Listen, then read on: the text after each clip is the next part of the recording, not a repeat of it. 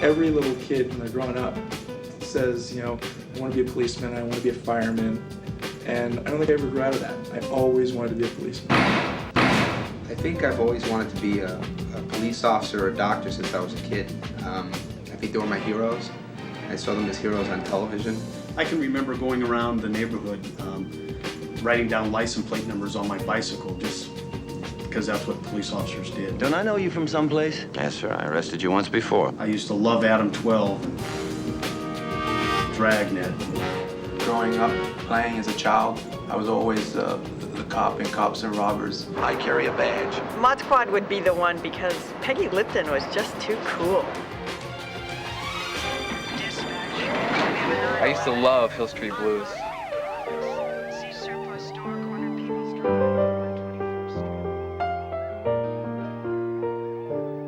Be careful out there. Every year, hundreds of police officers gather at a national conference for gay and lesbian law enforcement officials. The following stories were shared at this conference, one September week in Los Angeles.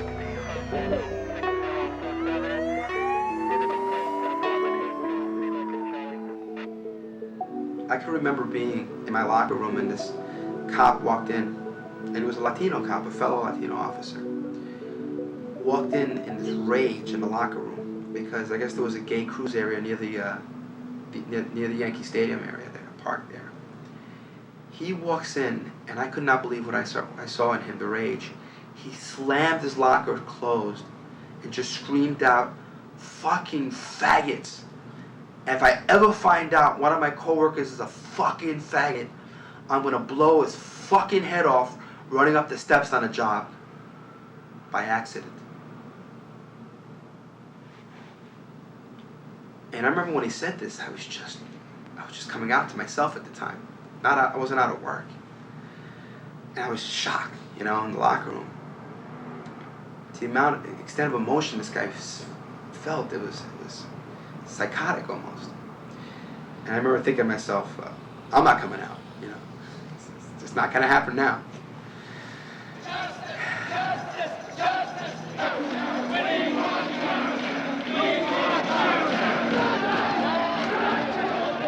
20 years ago, we had our first meeting in the basement of a church in absolute secrecy. It was so quiet and so secret in those days because we thought we were going to lose our job. People would say there was no such thing as a gay cop. If someone was in the academy being trained to be a police officer, if he was suspected of being gay, he was drummed out of the academy. So it was, the atmosphere was hostile when the organization first started. In fact, that first meeting in the church, a person was stationed out in the street on the corner to keep an eye out in case the squad cars suddenly arrived and we were going to be raided. That's how scary it was. When I first started teaching this class, this gay and lesbian cultural awareness training, I would ask the class, how many people in here have friends or family members that are gay? Maybe 1 or 2 or 3 people would raise their hands, the brave ones, and everybody would look at them. Who's raising their hand?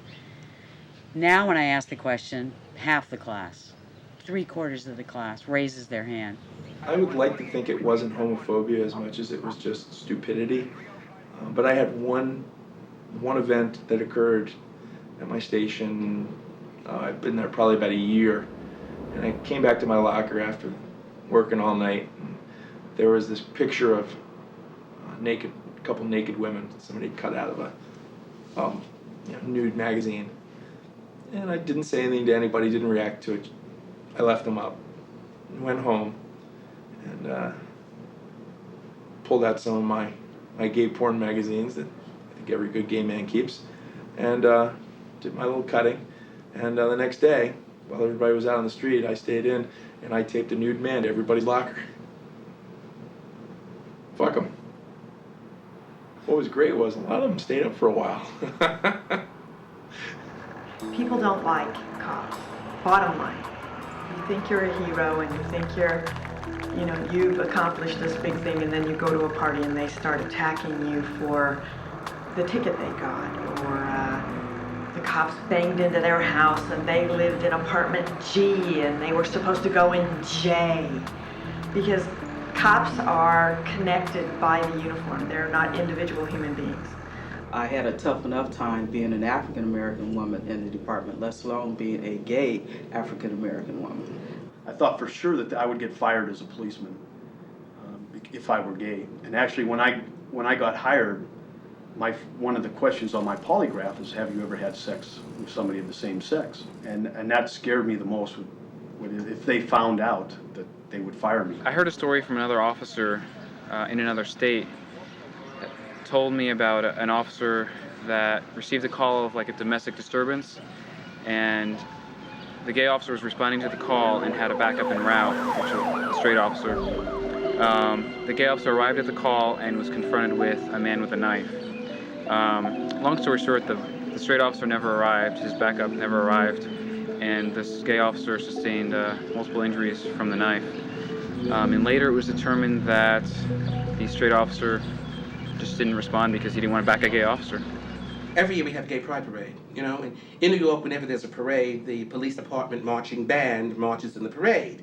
For the Colombian parade, the police department is marching. When it's St. Patrick's Day, the police department marches, and they have a full marching band. We ask them every single year, we want to get the band to march with us in the gay pride parade, and every year they said no, they wouldn't do it, so we sued them. We made them do it. So to this day, the NYPD marching band marches behind us in the gay pride parade. I'm from Imperial Polk County, and it was called Imperial Polk County because the Grand Wizard of the Ku Klux Klan called Polk County his home for many, many years. Back in 1990, I worked for the Orange County Sheriff's Office. They found out that I was gay and subsequently conducted a big investigation and terminated me. If there was ever a time that I thought about suicide, it was during that period. I mean, it was just a second. And then I said, no. I said, nothing is worth that. I can get through this. It took 3.5 years to actually settle. The fact that the jury found for me was very, very positive. After the jury made the determination, then there was a second trial set, and that was before a judge when he finally did make the decision and said that they had discriminated against me and ordered them to hire me back. It was just a wonderful feeling. I've been promoted like 3 times, and you know, they said I couldn't be a cop. Now look at where I am today. I've never been in the closet. When I was hired, I was out and openly gay. Well, first of all, you'd have to be Helen Keller to think I was straight. You know, I was never in the closet because I could never fit in the closet. So I was always out. And I was always an activist. The more we share of ourselves with other people, I think the more educated people are and the more understanding they are. You know, give me the biggest redneck racist spitting in my face any day, as opposed to the guy who goes out in the middle of the night, puts on a white sheet and burns crosses on people's front yard. I want to know who hates me. I want to know who it is that's going to stab me in my back before I turn around. And I think the more we're all open about who we are, the more we know who we are, and the more we can trust each other. The uniform is an incredible aphrodisiac. They call it the blue magnet.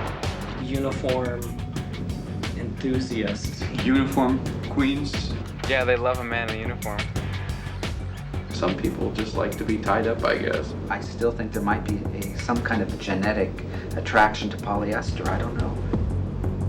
When I first came out, I never knew the fascination that a lot of gay men had for police officers or just this uniform thing.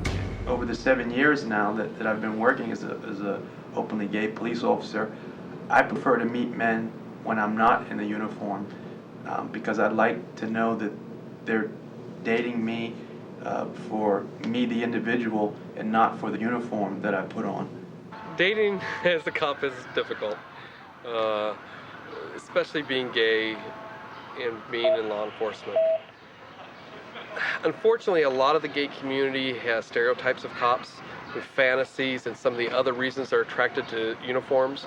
And those tend to be the individuals that I don't want to date, but those are the people who come in and are attracted to me. Then there's others in our community that are very uncomfortable with law enforcement because of harassment, their bad experiences from where they've grown up with law enforcement. So the uniform they don't want anything to do with it. Sometimes it's real difficult to find somebody who loves me for me and can be proud of me as a cop and what I do, but that uniform doesn't define who I am. I don't know, it's something about all that leather and hardware, I guess. It never has really done anything for me, so wearing it and having people impressed by the handcuffs I get.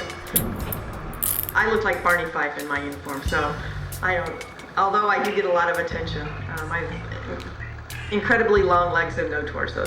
I can remember when I was a rookie cop, making believe I was straight, you know, with all my other cops. One of the things I do to really piss them off is show them all the phone numbers I got from girls out there, you know, much more than they could get. I find it flattering. I think it's an ego booster, but there are certain things that just cross the line, and especially because I'm in the community, I actually live in the community as well as work in the community. You know, when those lines are crossed, I have to kind of put on the policeman's face and say, hey, no groping the policeman. That's not good. We can't do that. But thank you very much. When you go out, you have to really assess someone before you can even say that you're a police officer. And if you are in a relationship, you have to teach your significant other not to say that you're a police officer, because a lot of people don't like it. I've only had 2 relationships. My first partner, we were together for 20 years, and he got stomach cancer and he died. And then I was single for, I guess, 8 or 9 years, and then I met my current partner, Stephen Sanford, and I've always been a one-man guy. And so I know Stephen and I will be together for the rest of our lives. In our community, there's definitely a fascination with law enforcement, firefighters, and uniforms as a whole. And I think a lot of that goes back to the stereotypes that the rest of society puts on us as gay men, that as gay men, they expect us to be effeminate and flamboyant. And nothing wrong with that, but there are many of us in the gay community that are very masculine and very comfortable with that. I think society has said we're not, and we tend to put that label on ourselves, and that's a lie. We are just as masculine, just as strong, just as courageous as any straight man or anyone else out there, and we need to embrace that. Today, I am very comfortable with who I am, and I'm very proud to be a masculine gay cop. At the time, no, there was, and you didn't have any out gay men or women. It wasn't done in law enforcement. It wasn't even the don't ask, don't tell. It was just you didn't do if you wanted to survive in the department. I went to one of the gay country bar in Denver, and I just happened to be walking towards the restroom, and about 6 policemen were there on a call. You know, and I walk around the corner and they see me and I see them, and my eyes get about that big, and they look at me and their eyes get about that big. And these are guys I work with, and it's like, they said, you know, what are you doing here? I said, well, I'm having some beers. So that was when it was, and there's an old saying, there's a telephone, telegraph, and telecop. Because once you tell a cop, the whole city knows. And probably within 2 minutes, I mean, everybody knew. And I walked into this bar, and I saw that the people in it were just like me. I was really surprised. I guess I expected to see the stereotypes that we had growing up. But something really frightening hit me when I saw that. It hit me right there at that moment. I remember I was standing there shivering in the bar, shaking. Because I said to myself, wow, all those times where my friends and coworkers, my family, people that didn't know different or any better, all those times they were talking about gay people and putting them down and all the slurs they used, they were talking about me.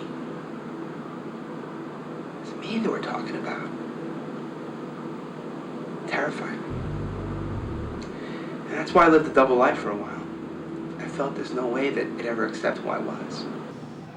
It was the LA riots of '92. My partner and I decided to take the call and go into that location and try and find this woman. And we realized that, you know what, we could very easily be killed during this call. And what are we gonna do? Who's gonna call our loved ones? So Dan grabbed my arm and he wrote his wife's name and home phone number on my arm. while he was driving, and he said, if anything happens to me, I want you to call my wife and tell her that something happened to me because you're my partner. And I want you to tell her. I don't want some guy in a three-piece suit that she's never heard of calling her and telling her I've been killed. And I said, of course. And then I got to thinking, God, I've got somebody at home that loves me, that the department doesn't know she exists. She's not written down on any of our emergency notification cards. Nobody will call her. She'll learn that I've been killed or hurt on a TV, on the news, maybe hours afterwards. So I made the decision to come out to my partner right then and there while we're driving, code 3 through the city. So I grabbed Dan's arm and I wrote down my girlfriend's name and phone number on his arm. And I said, Dan, this is my girlfriend's name and this is the phone number. And if something happens to me, call her. And I said it really fast, hoping he would just get the part, call this person. And he got it, but you could tell, his mind was clicking like, did she say what I just thought she said? Did she say girlfriend or... And then he got it. I could tell he got it. And he looked at me and he said, don't worry about it. You're my partner. If anything happens, I'll call her. I got your back. And that's how I came out on this job. And ever since then, I've been way out. That sort of sparked a whole bunch of things. We did save the woman's life. And Dan and I received the Medal of Valor for doing that. And I accepted the Medal of Valor as a LAPD officer, a woman, and an openly gay woman. We've gotten this far not because of someone's goodwill. Gotten this far because of dogged determination and because of a total and complete lack of fear. In some of these municipalities where cops are still being put upon, it's fear that they use to keep you in your place. Stop being afraid. You walk around here and you see some of these closet cops. It's like all this dick and no balls. Can you say that? Oh, Jesus. I'm especially grateful for those before me who were bold enough to stand up and come out as openly gay officers, because they allowed us to come out. If anything has shifted, it would be the fact that I am honest with myself, and that I am honest with other people now about who I am and what I am, and that I don't have to hide anymore. There's no shame, because this is me. I'm a good person. I'm still the same person I always was. I'm just now out of the closet. When my mom found out I was gay when I was 15, she kicked me out of the house. She said, pack your shit and get the hell out. Prior to that, I would run away from home on weekends. I'd skip school, and I'd go into New York City, and I'd take the elevator to the top of the World Trade Center, and I'd just sit there and look out at the world. For me, that was my escape from everything. I'd made friends with the elevator lady there, Jackie. At one point, I even carved my initials into the table there. So essentially, what the World Trade Center meant to me was hope.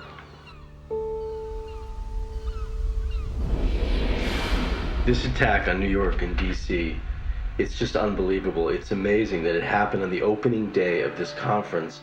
So all of us cops were stuck here in L.A. with no way to get home, and all we can do is watch.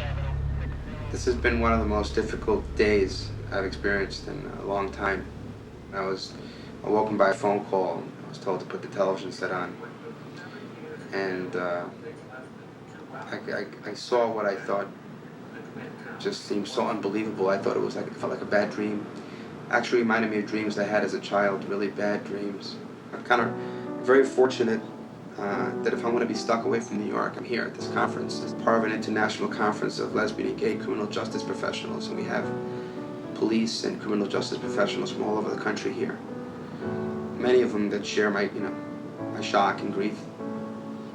When I heard that those firefighters and police officers were buried alive in that building, it broke my heart. I thought, you know, how horrible and tragic, and you feel ripped up, and you thank God, you know, there before the grace of God go I.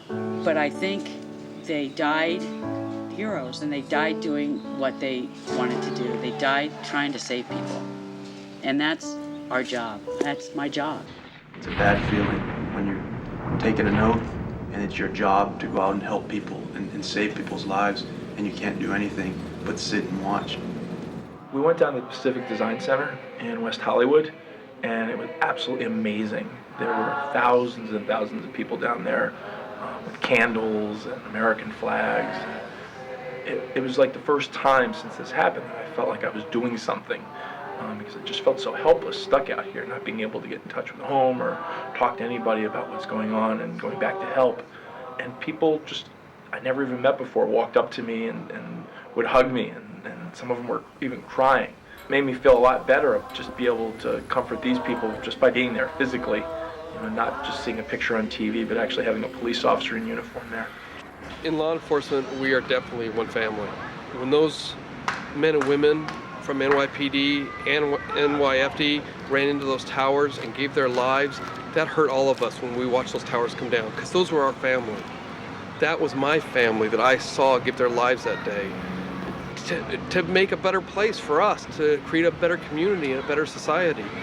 It doesn't matter whether you're black or white or Latino or Asian or male or female or gay or straight. In law enforcement, we are one family.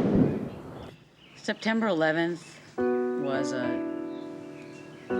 we all know, it was a horrible, horrible day. And I get emotional thinking about it, because as a police officer, you want to help, you know, you want to go in there and do what you can do. And I think myself and a lot of other police officers felt stuck here in LA, filled with a myriad of emotions: horror, disbelief, anger, and feeling very proud that I was, and lucky that I'm an American. I sometimes think, you're too sensitive to be a police officer. You need to grow your skin a little thicker, Phillips. And then I think, no, I'm glad I can still cry. Some people, they don't cry anymore, you know? Even in the brief time since 9/11, the attitude against or towards police officers has shifted back to, wow, a police officer will actually put their life on the line for a stranger. And you kind of just want to say, no kidding. No kidding. Every day I go to work. Every day I go to work, I put on a little bulletproof vest that says, I will take the hit for you. What I want to tell my fellow officers is that one of the things I developed in this job, and no small part to the role models I had in this job, was a tremendous sense of courage. And all the cops I work with have this courage that I've always admired. Whenever one of us need help, whenever a person out there, a civilian, someone in the community needs help, we run to their aid. When people are running away from what's going on, like in the World Trade Center, as people ran for their safety, police officers, firefighters, public safety people, they have this tremendous courage to run in there towards the danger. And that's a courage that many of us have, and I'm really proud of that. But not all of us have the moral courage to stand up and say what they believe is right despite what others might be saying. And that includes standing by your fellow officers, despite the sexual orientation, despite the differences, recognizing that we have more in common than we have different. And it's that moral courage that I'm seeing more and more every day, and that I really look forward to seeing more of in the future.